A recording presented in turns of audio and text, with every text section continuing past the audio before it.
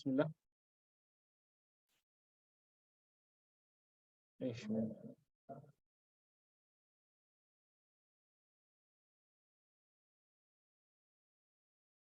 Bismillah, Bismillah, Bismillah.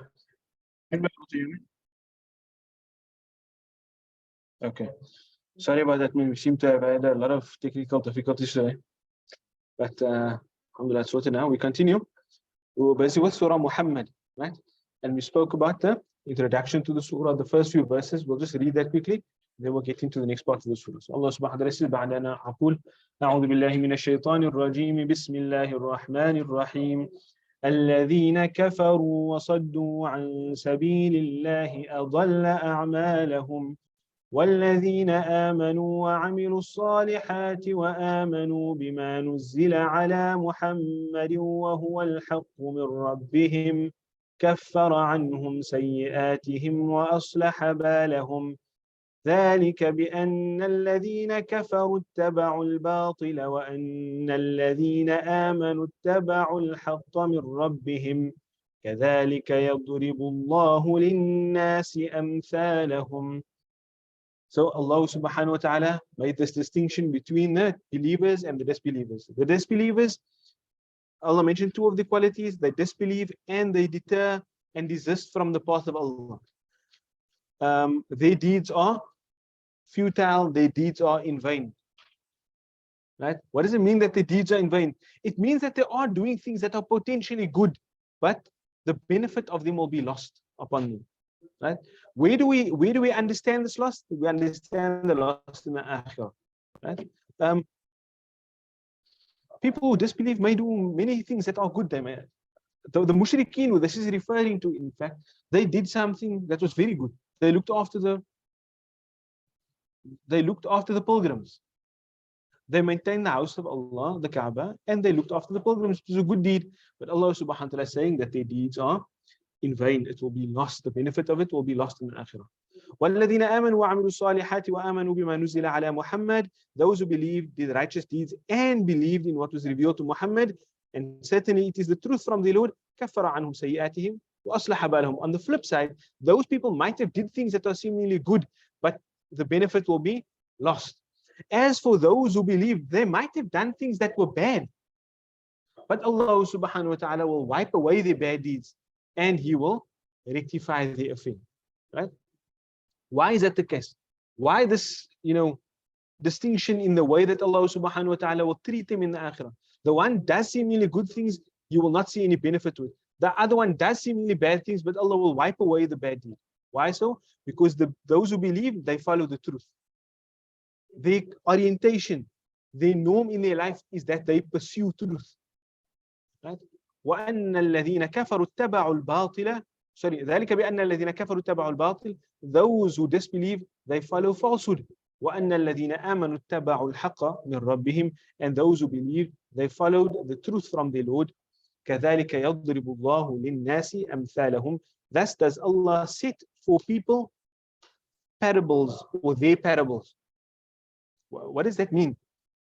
كَذَلِكَ, like that, Allah strikes for people their examples or their parables. Why does He say their parables? Allah strike for people their parable. What do you understand from that? So it's as if, as me the reader, or me as a member of An-Nas. Am I a member of An-Nas? An-Nas is Am, all people. So I'm a member of An-Nas. Right? So if I read it in that way, that's as Allah set for people, I'm part of that people, the example. So it's my example. What we understand from that, what the Mufassirin unpack from that, it is that Allah subhanahu wa ta'ala sets for every individual and a parable of themselves in speaking about these two groups of people. Either you from those who believe or you from those who disbelieve. And each person can find a parable with which to identify in them. The one group is hell bent on pursuing truth and the other is not. The other is not. And there's actually quite a lot that can be unpacked in that verse, but I don't want to belabor the point of it. What is the thing that stands out very much in that? Allah defines the believers as the people who follow truth, who pursue ittaba'ul haqq. They follow and they pursue the truth. Right? And those who disbelieve, Allah defines them as those who follow and pursue batil.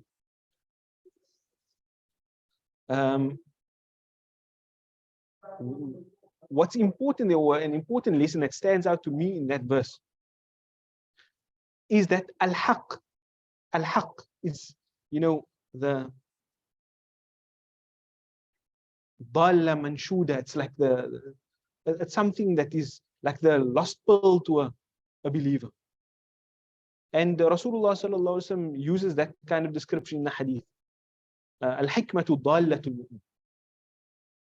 The hikmah, wisdom, and wisdom here is, it has some relation to truth. It is the lost property of the believer. Right? He takes it wherever he finds it. Why that's important is because in our time, the value of truth is being undermined. The value of truth is being undermined. Right? We find ourselves in terms of thought epochs or thought eras, we find ourselves in the era of postmodernism. Postmodernism is the thing that comes after modernism. So what were the salient features of thought in the modern era? Is that everything was relative except what could be proven scientifically.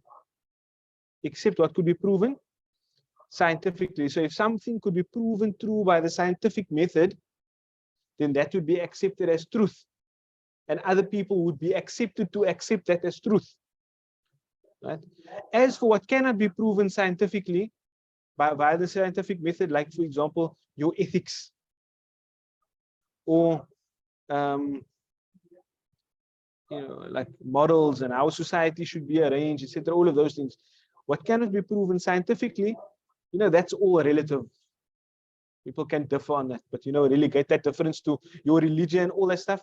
Relegate your beliefs to your house. Just keep that to yourself. The society doesn't have to accept that as true. The postmodern era, what's salient about the postmodern era? The postmodern era is, what's salient about postmodern thought is that it's a critique on modern thought. It's not like just more modern. That's actually a critique on modern thought.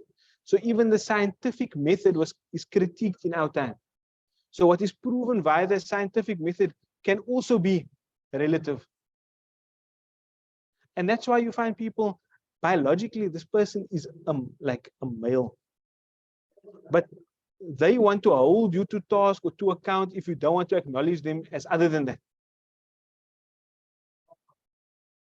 They'll call it an act of violence against them, like, even though it's the biological reality, it's the biological reality. So one of the features of this postmodern era is that it's also somewhat a post-truth era. Why? How so? Because everything has become so relative to the society. They have so little certainty that even the existence of truth is, it's not something that they buy into. Now, this may sound like some crazy conspiracy theory stuff that I'm talking about, but actually this is like the norm in the world, by the way. This is what your children learn about in school, what you learn about in university. That's the norm. Actually, the people who say that things are true are the abnormal ones nowadays. Or that truth exists, that there is an objective reality. We the odd ones, as strange as that might seem. But Rasulullah sallallahu alaihi wasallam informed us of that. Bada al-Islamu ghariban wa sayaudu kama bada ghariban. Islam once started strange, and it will return to being strange as it once was. Tatuba lil ghuraba, glad tidings for the strangers. So, that doesn't faze us in any way. The point that I'm getting at is, in this verse, Allah defines the believers as those who pursue truth. Ittaba'u al-haqq. And you cannot pursue truth if truth doesn't have value to you. If truth doesn't have, why would you pursue truth if it's not something that you even consider to be real? If truth is one thing for one person and it's another thing for another person and there's no objective reality, why would you even pursue it? there would be no motivation to pursue it. So it's important for us to realize as believers to never waver on our basis that truth exists. There is an objective reality. There isn't a reality for every individual, and there's nothing that everybody can be bound to. No, the first point of reality for us that everybody is bound to, whether you acknowledge it or not, is that Allah exists. He is Al-Haq. He is Al-Haq. And therefore we can never waver on that point. Despite the fact that it's becoming a norm in society that people think that there is no objective reality. Like really, sometimes when I talk about this, I really think it's like bonkers. Which one? The translation of the ayah. Okay. ذلك, that is بأن الذين كفروا, because الذين كفروا, those who disbelieve, اتبعوا الباطل, they follow falsehood. وأن الذين آمنوا, and because, I'm translating, أن means that, but this is because it's connected to the first بأن, right? That's how I'm translating it. And because الذين آمنوا, those who believe, اتبعوا الحق, they follow the truth, من ربهم, from their Lord. كذلك يضرب الله للناس أمثالهم. كذلك, thus, يضرب الله للناس, does Allah strike for people their parables. Their parables. And so we're saying that in this, there is a parable, or there is an example that everybody can relate to. Is that point understood? Why Allah subhanahu wa ta'ala doesn't say كَذَلِكَ يَضْرِبُ اللَّهُ الْأَمْثَالِ, which Allah does say elsewhere in the Quran. كَذَلِكَ يَضْرِبُ اللَّهُ الْأَمْثَالِ. Allah is not saying al-amthal, Allah is saying amthala hum. So Allah is striking for people their parables. Allah is striking for me my parable in this. Allah is striking for you your parable. Allah is striking for other people their parable. That's all encompassed in that verse. So there's something that we can relate to. Either we identify as those who believe, who follow truth, who are focused on finding out truth, uncovering it, and making it prevail, or you are from those who are not cognizant of truth, who don't care about reality. And I'm speaking about postmodernism. There's another idea that relates to this as well. Some people who might even assert some degree of reality, but they don't care about it in relation to Allah. Secular humanists. You know what? It doesn't matter whether God exists or what religion is true. You might just be a good person. In that, there is a relegation of the most essential truth to like something that's valueless. So even that is an idea that we don't buy into. And I can tell you, every school, every institution has an underlying philosophy. Those schools that are not guided by a religious philosophy, they're guided by secular humanism. And it's as dangerous as any other ism, atheism, whatever the case may be. So yeah. ذلك بأن الذين كفروا اتبعوا الباطل وأن الذين آمنوا اتبعوا الحق من ربهم كذلك يضرب الله للناس أمثالهم. Then Allah subhanahu wa ta'ala. So what's Allah sitting here right at the beginning? Each of these groups, they have a cause. They have a cause that they stand for. And obviously, if you've identified yourself as الذين آمنوا, then your cause is pursuing the truth from your Lord. That's important before speaking about battle, which is the next part of the surah is going to speak about. You have to have a cause to fight for. Otherwise, your cause will be basically defined by your nafs. Your cause will be defined by your nafs. Then you'll fight for power, and you'll fight for greed, and you'll fight for whatever else may be. Right? But if you are truly a believer, then your fight is not for any of those things. Your fight is only for making truth prevail. Right? Then Allah subhanahu wa ta'ala says, فَإِذَا لَقِيتُمُ الَّذِينَ كَفَرُوا. فَإِذَا لَقِيتُمْ. Now Allah is speaking now in the second, or Allah is addressing a group of people. There's a second person introduced now. Before this, it was all third person. الَّذِينَ كَفَرُوا الَّذِينَ آمَنُوا. right? And then Allah subhanahu wa ta'ala says, كَذَلِكَ يَضْرِبُ اللَّهُ لِلنَّاسِ أَمْثَالَهُم, all third person. Now Allah introduces a second person. فَإِذَا لَقِيتُمْ, what does that mean? لَقِيَ, to meet. لَقِيتُمْ, when you meet. So Allah says there is in the second person. Who does that refer to?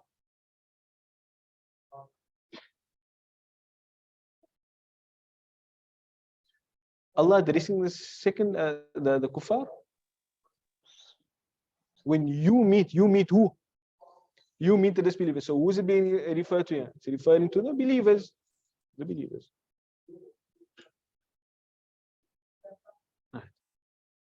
فَإِذَا لَقِيتُمْ. لَقِيَ means to meet. It literally means to just meet somebody. Like if I meet somebody in the road, I can say لَقِيتُهُ. I'm meeting. But laqiya can also mean meet someone in battle. That's what it's referring to here.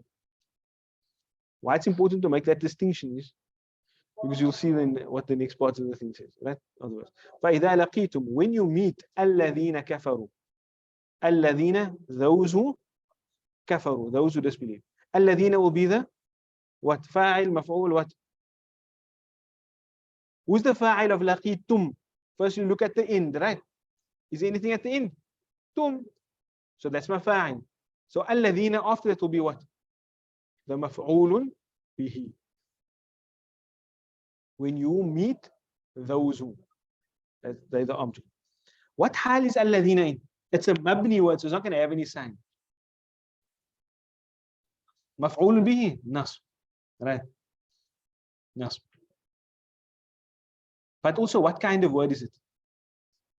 So ismul, that ishara? Ismul mawsool.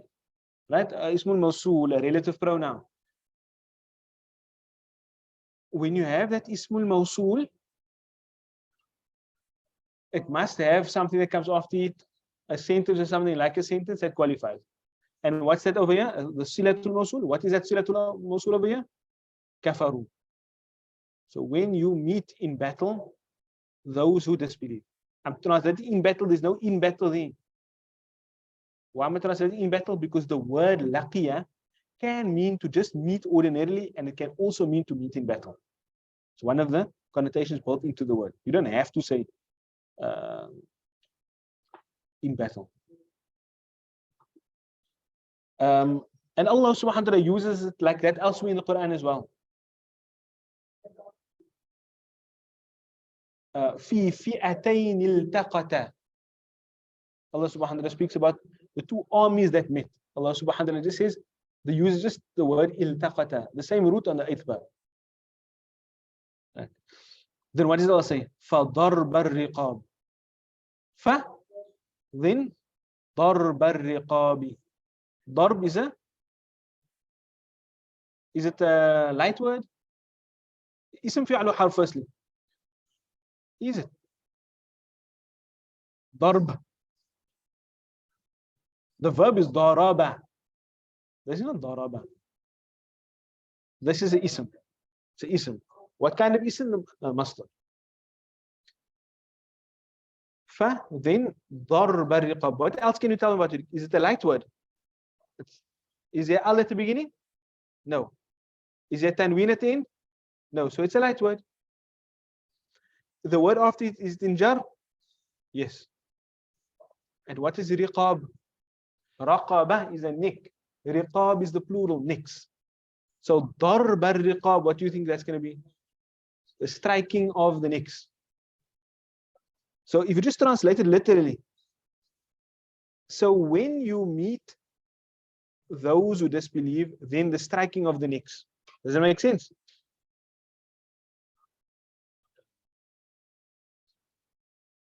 If it was a verb, it would make a bit more sense, you say, right? This word is in nasb. Can you see that? Now the question will be, why is it in nasb? There's something omitted and understood here. Okay, for those in the Dawah, yeah, you will remember we did a lesson on what we call maf'ul mutlaq. Right?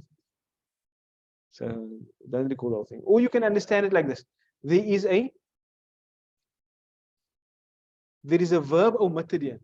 Amr omitted, but it's understood because that word is in nasb. It is فَضْرِبُوا ضَرْبَ الرِّقَابِ. فَضْرِبُوا ضَرْبَ الرِّقَابِ. So strike, a striking of the necks. Meaning, فَضْرِبُوا ضَرْبَ الرِّقَابِ. But here Allah subhanahu wa ta'ala, in using this maf'ul mutlaq, it like makes it more emphatic, like a permanent thing. So basically, shoot to kill, strike to kill. When we use that expression in Arabic, ضَرْبَ الرِّقَابِ, it means basically hit for the neck. No body shots here. Only head shots. So, فَإِذَا لَقِيتُمُ الَّذِينَ كَفَرُوا. And that's why it's important to understand that laqiya can mean in battle, right? That's when you meet the guy in the road. فَإِذَا لَقِيتُمُ الَّذِينَ كَفَرُوا فَضَرْبَ الرِّقَابِ. What you understanding there? There's some verb omitted there, right? There's some verb omitted there. What we're going to assume it to be? إِضْرِبُوا. إِضْرِبُوا. Why are we understanding it to be إِضْرِبُوا? That's a common phenomenon in the Arabic language where you have a word in nasb, maf'ul mutlaq, and it's just indicating to the omission of the verb with the same root letters. Right? That's why we have darba. I'm taking the amr form with the same root letters, idrib. Idrib. So, and I'm making it plural also, idribu, because it's laqitum, speaking to you in the plural. فَإِذَا لَقِيتُمُ الَّذِينَ كَفَرُوا فَاضْرِبُوا ضَرْبَ الرِّقَابِ. Then strike the necks.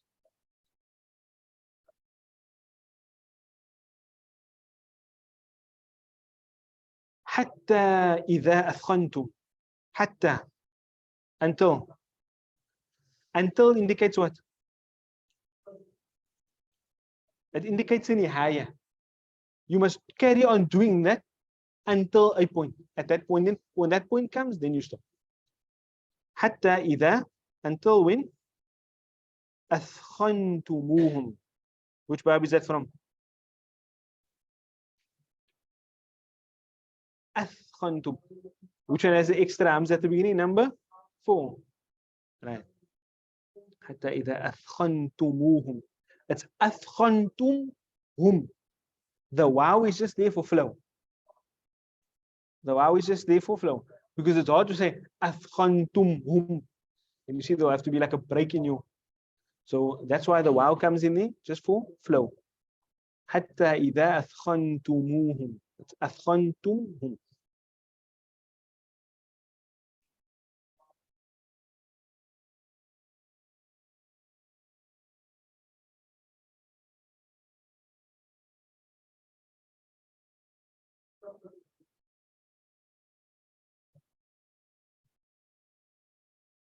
What does أثخنتموهم mean?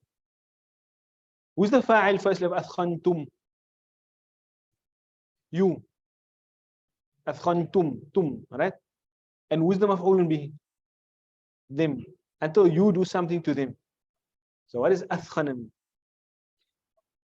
أثخن means to like, أثخن means to spill blood. And it means also, it has a connotation of the blood being warm.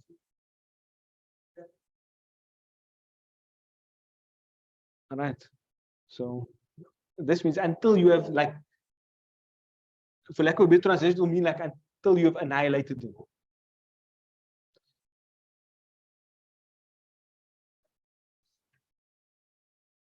No.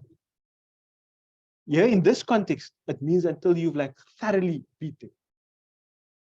You see, in other verses, Allah subhanahu wa ta'ala speaks about subduing. And just until the battle abates and then you hold off. Yeah, in this verse, and in another verse in Surah Al-Anfal, Allah subhanahu wa ta'ala speaks about beating them thoroughly. Right? In fact, in the other verse, Allah subhanahu wa ta'ala says, فَشَرِّدْ بِهِمْ مَنْ خَلْفَهُمْ. You must beat them so thoroughly that those after them will become fearful. You beat them so thoroughly that the next army is even fearful. But this is in a very specific context. And that's why I gave the whole introduction before. The verses in the surah are quite brutal, but it comes within a context. So what's that context? The context is in the Battle of Badr, before the Battle of Badr.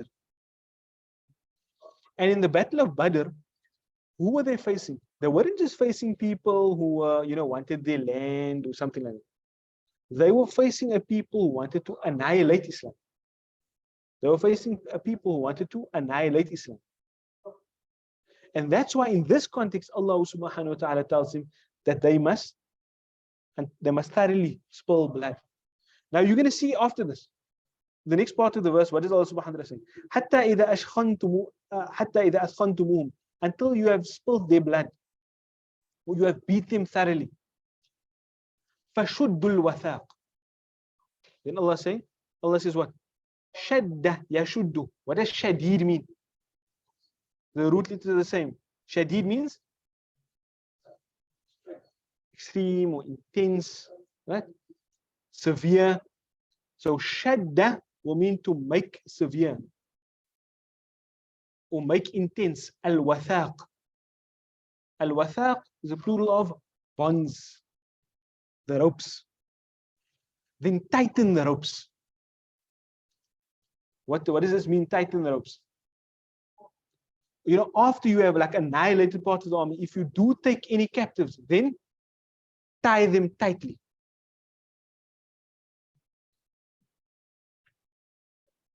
فَشُدُّ الْوَثَاقِ.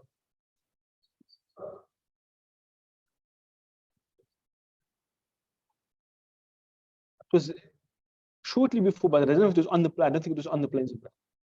Shortly before Badr.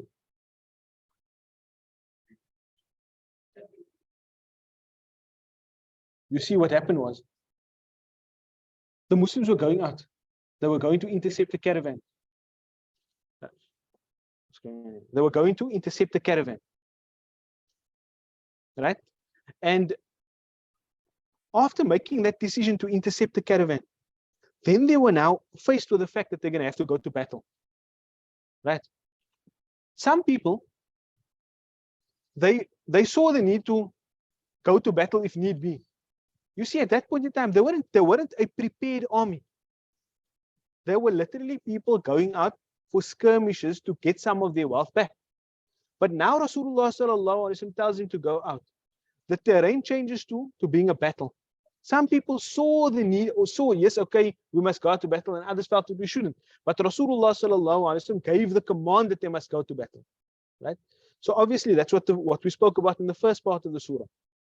That Rasulullah sallallahu alaihi wasallam, even when he gives you an instruction as the leader, that's not necessarily a revelation from Allah, you must still follow him. Right? So it's basically in that context. And that's why Allah subhanahu wa ta'ala is now telling them, giving them instruction in that battle. You go into the battle, and it's not about just running away with some booty. That's not the objective in this battle. The objective in this battle is to thrash the army. And you're going to see after this as well, when they take captives, and Allah tells them they must tie the bonds tightly. After this, there's a situation where they must decide what must they do with those captives. Abu Bakr radiallahu anhu gives the opinion, we should let them free, we should ransom them. Let them teach some of our people, and then we let them free. They'll see we are a highly moral army.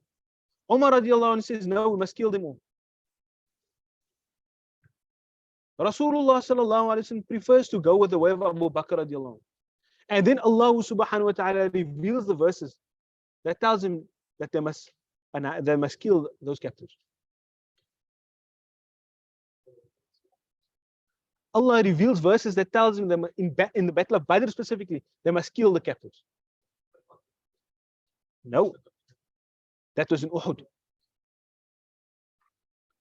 And that's why I'm telling you, this is contextually appropriate for the circumstance at that time. Because later there was Uhud, and Allah guided them to deal with the captives in a different way. Yeah? What I'm saying is, look, there might be some of them that they dealt with differently, but the general instruction came contrary to what Umar, Abu Bakr and Rasulullah sallallahu alaihi wasallam wanted, and in accordance with what Umar radiallahu anhu wanted, that they must kill the captives. Which uncle are you speaking of specifically?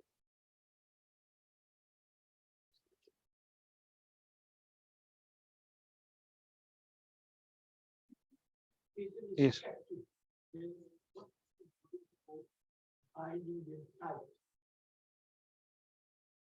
The reason for binding them tight. Look, you see, like I said, firstly, we must understand who the enemy was at this point. The enemy at this point in time were people who were hardened enemies of Islam. In fact, some of us didn't say by the first verse, Allah decreed that they would not be guided. الَّذِينَ كَفَرُوا وَصَدُّوا عَنْ سَبِيلِ اللَّهِ أَضَلَّ أَعْمَالَهُم. Allah says their deeds are already wasted. If the deeds are already wasted, that means there's no potential of them still becoming Muslim. Otherwise, the deeds wouldn't be wasted. Right? So it's referring to that specific group on account of their state. Like we have Abu Lahab.